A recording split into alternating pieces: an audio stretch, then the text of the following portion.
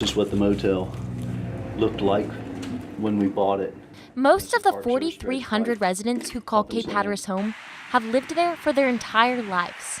Climate scientists say North Carolina's coast could face 39 inches of sea level rise in the next 80 years, and it might soon affect the only place they've grown to know and love.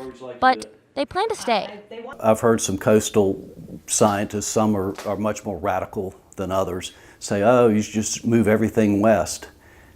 Okay, write me a check. One of those scientists is Dr. Orrin Pilkey. He's developed a notorious reputation among the locals, and he knows it. Oh, yeah. Oh, my, yes. Who's this 30-year-old kid? Now, I'm not 30, but I was 30, and who's this 30-year-old guy telling me? I mean, I've been living here all my life. I know what I'm doing. We all have that attitude, I suppose, when we're in our territory, but these people have got to recognize things have changed. Pilkey is involved in the island's political drama. He was also on the science panel that was deciding what to do about the Cape Hatteras Lighthouse. So, gee, I wonder why it got moved. Residents and academics continue to drift apart as a debate about rising sea levels intensifies. Personally and politically, the island and people are getting pulled apart. But physically, they've always been together. You know, being a fisherman, I don't know. The name on my boat is the Seaman, if you didn't notice when you climbed aboard it, and that pretty much says it all.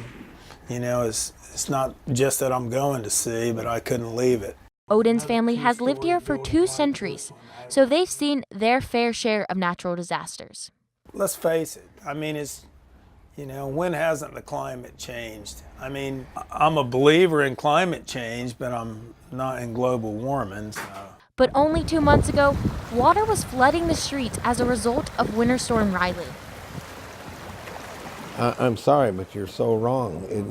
You are going to move. You are going to move. Even if you do elevate your house so the storms wash under the house, you're not going to be able to go to church or to movies, to doctors. Ambulances can't come. I mean, go on and on and on about what happens when the road is flooded. Dawson isn't worried, though.